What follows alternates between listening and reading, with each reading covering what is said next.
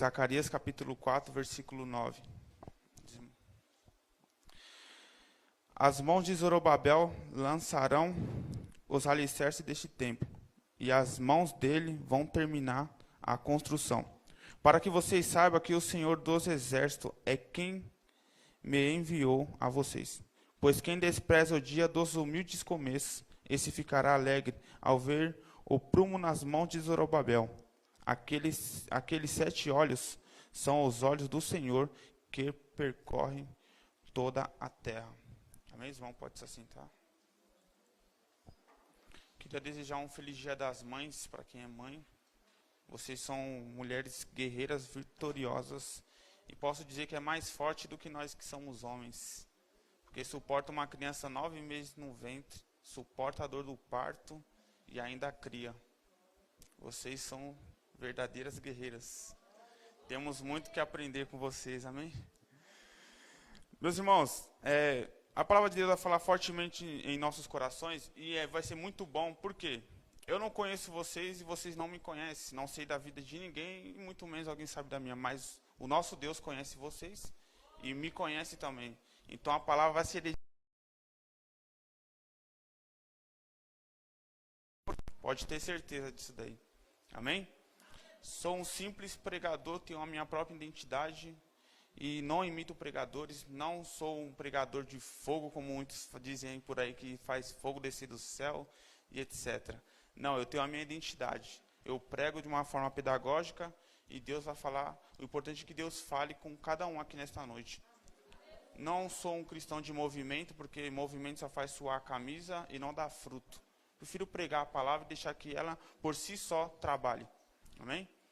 Bom, aqui o contexto da história de Zacarias, capítulo de número 4, começa lá atrás, no ano 700 a.C. Por quê? O profeta Isaías, ele vem profetizando acerca de Jesus, acerca de João Batista e acerca de Ciro, o Ciro o Grande. Por que estou mencionando o nome de um gentil aqui? Porque verdadeiramente a Bíblia relata em Isaías 43 e 45, fala acerca de Ciro, sobre o libertador de Israel, que libertou os judeus do cativeiro da Babilônia. E como isso aconteceu?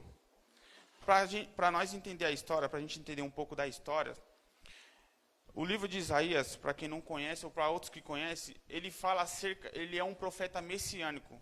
Foi o profeta que mais falou de Jesus, sobre a sua dor na cruz, sobre o seu ministério aqui na terra. Então o profeta Isaías, ele fala muito acerca de Jesus e fala também acerca de João Batista. E por graça ele falou acerca de Ciro. Isso me deixou muito impressionado. Por quê? Na época que ele falou acerca de Ciro, Ciro não era nem nascido.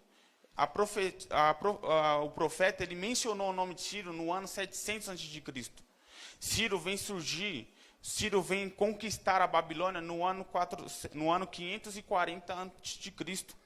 Só que antes disso, o povo vivia numa forma decadente espiritual. Tinha uma estrutura militar, mas ao mesmo tempo não tinha uma estrutura espiritual. Então, Deus quer ensinar ao povo a se achegar mais perto dele. Só que Deus já tentou de várias maneiras fazer que seu povo se aproximasse dele. Tentou de várias formas, levantou profetas, levantou juízes, falou de todas as maneiras que o povo pudesse entender que ele não aceitava a idolatria, que ele não aceitasse que uma pessoa vivesse entre o mundo carnal e o mundo espiritual. Deus queria que o seu povo se voltasse perfeitamente e inteiramente como um todo só para ele. Só que o povo só se chegava perto de Deus, só se aproximava de Deus quando uma situação difícil acontecia. Não é diferente hoje em dia do povo que nós estamos acostumados a conviver. Tem uns que se aproximam de Deus porque o ama, porque o reconhece o seu sacrifício lá na cruz. Outros se aproximam de Deus por uma causa impossível, que sabe que só Ele pode resolver. Outros se aproximam de Deus pela dor, porque teve a oportunidade de se chegar a Deus quando Deus falou com ele, antes de qualquer situação difícil aparecer ou bater na sua porta. Mas por rebeldia, manteve o coração duro, mas Deus é aquele que consegue quebrar qualquer coração duro. Então, ele se aproximou de Deus através de um problema. E o povo não era diferente nessa época. Então Deus ele levanta Nabucodonosor no ano 605 a.C. para como chicote da disciplina de Deus para castigar a nação de Judá. Porque a nação foi dividida em duas tribos, Belém de Judá e de Benjamim, e as outras 10 tribos ficaram em Samaria, em Israel. E a tribo de Judá foi se formada por duas, com a sua capital, Jerusalém, onde estava o templo do Senhor. Então, quando Nabucodonosor invade pela primeira vez, ele leva cativo uma parte dos judeus, mas não todo, leva Daniel e leva os seus amigos e uma parte dos judeus para a Babilônia. No ano 597, ele invade pela segunda vez Belém de Judá e leva Ezequiel cativo e mais uma parte do povo. E no ano 587, pela terceira vez, ele invade Jerusalém. E dessa vez ele destrói o templo, derruba as muralhas, os muros, destrói as portas da cidade, põe fogo em tudo, nada sobrou. Ficou escombro em cima de escombro. E todo o povo foi para a Babilônia. Uma coisa que nenhum arqueólogo, nenhum teólogo, nenhum ortodoxo vai conseguir explicar como a Arca da Aliança sumiu do templo de Salomão. Sumiu de repente. Quando Nabucodonosor invadiu e saqueou o templo, já não tinha mais Arca da Aliança lá. E ninguém consegue explicar para onde foi essa Arca da Aliança. Pode levantar muitas teorias, mas ninguém vai conseguir explicar isso, porque eu sigo uma passagem que diz lá em Deuteronômio 29:29. As coisas ocultas só pertencem a Deus e as reveladas pertencem a nós. Então, se isso não foi revelado, eu não vou esquentar minha cabeça e procurar saber. É perca de tempo. Mas uma coisa eu sei, a presença continuou no meio do povo, não mais pela arca. Então, Ezequiel, quando está na Babilônia, ele foi levado cativo aos seus 25 anos de idade. Quando ele chega na Babilônia, 5 anos depois, ele está cativo com 30 anos de idade, Deus chama ele para profetizar. Uma coisa que me chamou a atenção nesse líder espiritual, porque Ezequiel se tornou um líder espiritual lá na Babilônia, ele se destacou no seu ministério. No meio da crise, Deus sempre levanta alguém para profetizar. Porque Deus não quer que no meio da crise ninguém fique de boca calada. Deus não quer que você aceite a situação. Deus quer que você profetize coisas futuras que virão. Por exemplo, Ezequiel profetizou sobre restauração. Deus o levou num vale de ossos secos e mostrou o povo de Israel como um exército falido, morto. E Deus falou para Ezequiel, profetiza sobre este vale. E Ezequiel profetizou. Deus mostrou para Ezequiel a restauração da nação. E Deus, ele faz isso hoje conosco. Quando alguma coisa está para acontecer, ou quando alguma coisa está acontecendo, Deus já mostra a solução. Porque isso não é a fase final da minha e da sua vida, da nossa nação. Quando aparece um problema, Deus mostra que através desse problema ele vai manifestar o seu poder. Eu nunca vi Deus manifestar o seu poder quando as coisas estão tudo indo bem. Se está tudo indo bem, não tem por que o poder de Deus estar ali no meio. Isso é fato. Mas quando acontece algo muito grave, algum problema em nossa vida, ali sim vemos a mão do Senhor, a sua misericórdia, a sua graça, a sua salvação. Muitos livramentos nós temos no dia a dia, porque todos os dias somos levados ao matadouros. Sabemos muito bem disso. Essa crise, essa doença veio para poder assolar a nação, para poder levar vidas, e como tem levado muitas vidas. Mas hoje você está aqui, isso foi o livramento de Deus. Então, quando o povo chega na Babilônia, Deus, por misericórdia, levantou Ciro para poder libertar o povo. O povo viveu 70 anos na Babilônia. Uma coisa me chamou a atenção em Daniel, capítulo de número 9, porque Daniel ele estava lendo os livros de Jeremias, os rolos de Jeremias. Então, quando ele começa a ler os rolos de Jeremias, ele começa a ver e viu ali que Jeremias tinha profetizado que o cativeiro duraria 70 anos. E Daniel está com 82 anos de idade, nesse capítulo 9 de Daniel. Ele foi levado com 14 anos para a Babilônia. Então, eles passaram-se ali 68 anos, e faltava 2 anos para que a promessa de Deus se cumprisse e que o povo fosse libertado do cativeiro. mesmo a gente, sabendo que Deus fez uma promessa na nossa vida, não podemos esquecer e deixar de orar por esse propósito.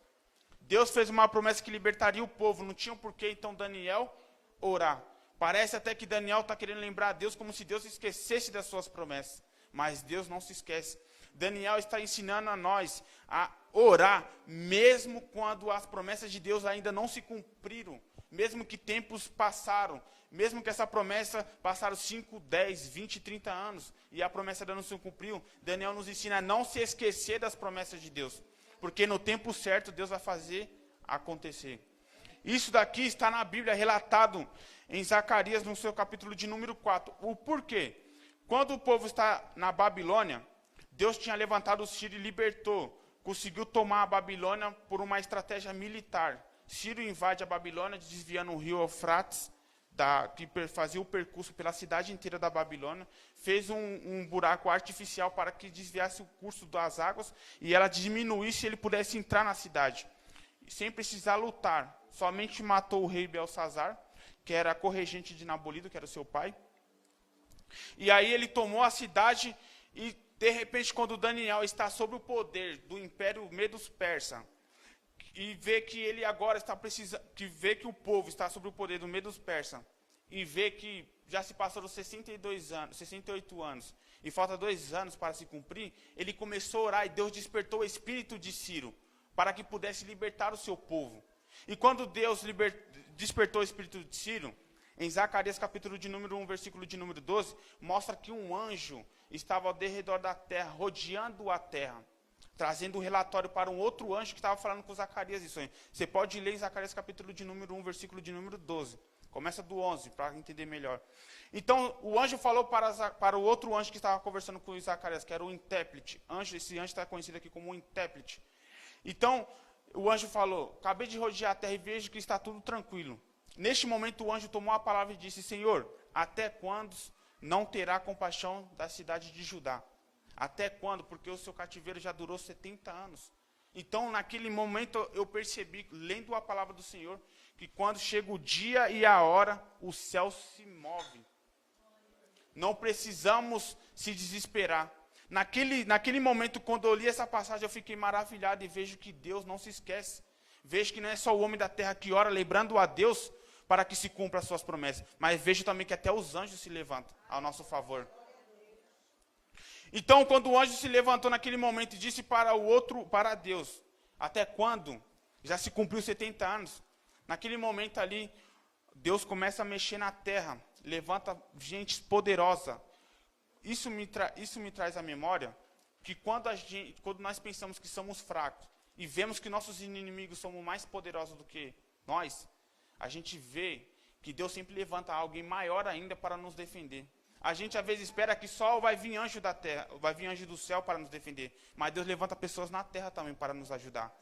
Não fique você ou eu devemos pensar que só Deus vai agir no céu e que nada na terra vai acontecer, que Deus vai enviar um anjo espiritual com espada flamejante, aquela ilustração toda. Não, Deus levanta pessoas na terra também. Deus tem os seus anjos aqui na terra para poder te defender. Quando o povo sai da Babilônia, Ciro, quando liberta eles, deu um decreto. E qual era esse decreto? Ciro disse, estou liberando o povo para poder reconstruir o templo. Isso está aqui, você vai ler em Esdras, capítulo de número 1 até o capítulo de número 6. Essa passagem de Zacarias, essa história, ela está dividida em Zacarias e em Daniel, está dividida em Jeremias, tem uma parte que está em Esdras, mesmo Esdras não sendo contemporâneo, não tendo passado por essa situação nesta época, porque Esdras, ele nasceu no ano 480, e o seu ministério foi levantado no ano 450, no reinado de Artaxerxes I. Então, Esdras, ele narra a história detalhadamente. Para você entender melhor, você tem que ler o livro de Esdras no seu capítulo de número 1 até o 6. Você vai entender a história perfeitamente ali. Então, quando o povo sai da Babilônia para poder reconstruir o templo, a ordem era essa: primeiro o templo do Senhor. Isso nos ajuda a entender e a compreender que nunca mudou isso. Primeiro, o reino de Deus. Primeiro buscais as coisas do alto. Primeiro buscai se fortalecer em Deus. Primeiro devemos honrar a casa de Deus. E Deus honrará a nossa casa. Não podemos estar com as mãos frouxas e relaxar na obra de Deus. Deus tinha dado uma missão para este povo. No modo, escuta só, tem missão, hoje é culto de missão. Tem missão. O que significa missão? É uma tarefa dada, no singular ou no plural. Ou é no singular para uma pessoa, ou é para mais de uma pessoa, para uma quantidade de pessoas, ou para uma nação inteira. Nesse caso, a missão era para um povo, não completo, não a nação inteira, mas alguns judeus, no máximo saíram na primeira manada, foram 43 judeus. Por quê? O povo voltou para Judá, dividido em 3 partes. Primeiro eles saíram com Zorobabel e com o sumo sacerdote Josué. Na segunda leva, no regresso, foram com Esdra. E na última leva foram com Neemias. Então, nessa primeira leva, Deus ele fez que o povo fosse para poder, somente poder, reconstruir o templo. E quando o povo chega em Judá, ele encontra escombro em cima de escombro. Sabe qual que é a revelação dessa palavra? Que é muito difícil recomeçar do zero. Mas eu quero te dizer uma coisa, não é tão difícil recomeçar com Deus, mas é muito difícil você recomeçar do zero sem Deus. Porque o povo chegou no seu país, na sua terra natal, e não tinha nada levantado. Tudo estava às cinzas e no chão. E o povo teve que começar do zero. Deus nos ensina que quando Ele está conosco, tudo que é difícil se torna fácil. Porque Ele nos ajuda. Ele nos envia o recurso, Ele nos dá a força, Ele nos capacita. Lembra de Noé, quando foi reconstruir a arca? Ele era apenas um agricultor. Como é que um agricultor consegue construir uma arca? É porque quando Deus ele dá o projeto, Ele capacita também. Então, quando o povo está para reconstruir o templo, teve uma barreira. E qual que foi a barreira? Quando o povo chega e pega tudo no chão, eles têm a primeira tarefa, é limpar o lugar. Não tem como eu não tenho como chegar aqui nessa igreja e querer jogar a sujeira para debaixo do tapete, porque ainda o ambiente continuará sujo. Deus fez que o povo tivesse a primeira tarefa, limpar todo o ambiente. Olha o primeiro trabalho que eles tiveram. Depois Deus fez que eles escavassem para poder jogar os alicerces. E eles estão prosperando. Deus está abençoando, Deus está ajudando nessa fase difícil da vida deles. Enquanto as 2 levas estão ainda na Babilônia. Porque nem todo mundo, irmão, nos seus pequenos começos vão querer te ajudar. Ponha isso na sua cabeça. No começo de qualquer escolha na sua vida, seja ela espiritual, financeiro, familiar ou na saúde. Independente da área que você escolher, começar um projeto, você só vai ter a ajuda de Deus no começo. E algumas, no máximo 3 pessoas ou 5 no máximo. Não conte com multidões. Porque o povo poderia vir todo de uma vez só para ajudar e para poder levantar aquele templo. Mas Deus levantou o espírito das pessoas certas para poder levantar aquele templo. Isso está escrito aqui no livro de Esdra. Deus está lá detalhado escrito. E Deus despertou o espírito dos judeus para reconstruir o templo. E foram 43 judeus. Então, quer dizer, se Deus mandasse toda a nação, uns iam trabalhar, outros iriam ficar olhando. Então, Deus, quando Ele tem um propósito com a sua vida ou com a minha vida, Ele não chama nós para ficar olhando. Ele nos chama para colocar a mão na obra. Se Deus te escolheu, irmão, e te deu uma missão, cumpra ela. Imagine a responsabilidade que estava sobre a vida de Zorobabel e de Josué. Um era líder civil, outro era líder espiritual. E eles fracassaram na sua missão. Como? No decorrer do tempo, eles desanimaram. Você quer ver você desanimar? É você deixar de ouvir a voz de Deus para ouvir a voz do homem. Você vai desanimar. Porque os povos que estavam aqui ao seu redor, os samaritanos, começaram a se infiltrar no meio. E começaram a conspirar contra os judeus. Trazendo o quê? Eles não lutaram com espada. Não lutaram com espada. Foram apenas com palavras. Para você entender que esta palavra tem poder de levantar aqueles que estão caídos. O povo foram derrubados por palavras. E a palavra de Deus, ela vem aqui para... Hoje, eu não sei que palavras você ouviu hoje, mas a palavra de Deus para você nesta noite é tempo de escombros. É tempo de você criar um relacionamento com Deus. Tem muitas pessoas que estão com as suas vidas espirituais nos escombros, caídas. E Deus quer que você levante a sua vida espiritual. Deus quer que você priorize a casa dele. Porque em Ageu, acabei até pulando esse livro, em Ageu capítulo 1 e o capítulo 2 também fala sobre essa história. E aqui Ageu relata uma parte que quando o povo não quis mais reconstruir o templo do Senhor, eles ficaram 16 anos, escuta só, 16 anos com a obra parada do Senhor. Irmão, é muito tempo. Quanto tempo você vai continuar perdendo ainda? Quando você vai acordar? Quando você vai realmente dar uma atenção para a sua vida espiritual com Deus? Eu poderia falar da parte material. Poderia falar aqui. Mas Deus quer que eu fale da parte espiritual. Porque primeiro é o reino. Deus não vai te enviar lá fora numa missão se você não está preparado. Lá fora o combate é pior. Você quer ser enviado, primeiro você tem que se preparar. Você quer ser apóstolo, primeiro seja discípulo.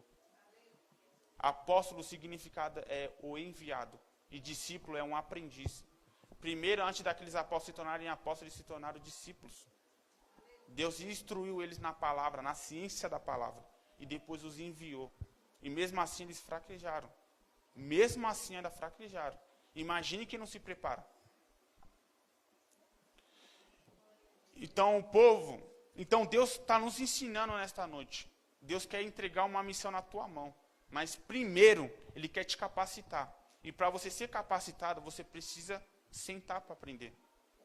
Não tem como você querer ser apóstolo se você não passou pela fase de discípulo, irmão. Não adianta. Com Deus não funciona assim. Deus não pula etapas. Deus jamais vai entregar algo na sua mão se você não está preparado. Deus quer que você se fortaleça no mundo espiritual primeiro. Qual é o seu dom? Meu dom é louvar. Então, você tem que se aperfeiçoar no seu dom. Porque Deus vai usar o seu dom para você poder ganhar vidas lá fora. Tem muitas pessoas que às vezes têm uma dificuldade de compreender uma pregação. Mas tem essas pessoas que têm dificuldade de entender uma pregação, compreendem mais fácil um louvor. Porque o louvor ele é uma pregação em forma de cântico. Tem pessoas que já não se identificam tanto com o louvor, mas com uma pregação. Então você vê que Deus ele quer usar você no que você pode, no que você tem. Você tem o quê? Tem o dom de pregar? Deus vai te capacitar em toda a ciência da palavra e da sabedoria da palavra. Para que você possa ter a eloquência e todo o conhecimento para você poder levar a palavra lá fora e saber o que você está falando. Você não falar besteira lá fora. Porque às vezes de você ganhar uma alma, você acaba perdendo. Pessoas que querem evangelizar, nunca pode condenar as pessoas lá fora. Querendo ou não, no seu subconsciente, elas sabem muito bem que o caminho que elas vivem é o caminho que vai levar elas à morte, segunda morte, que é a condenação. Elas sabem disso. Se elas vivem fora dos caminhos do Senhor, Deus não vai isentar elas disso. Deus não tem o inocente por culpado, nem o culpado por inocente. Mas da maneira que nós falamos, podemos ganhar essas almas lá fora. Jesus sabia muito bem da forma que ele chegava nos fariseus, nos saduceus, nos escribas, nos sacerdotes, que estavam todos corrompidos, mas também Jesus sabia chegar em um fariseu chamado Nicodemos e sentar com amor e explicar para ele acerca do reino. Não era a classe toda sacerdotal, não era a elite dos fariseus, nem dos escribas que Deus condenava a todos. Tinha uns que estavam ali que tinham um coração aberto para receber a palavra. Não é todos lá fora que têm um coração duro. Temos que saber falar, temos que saber chegar.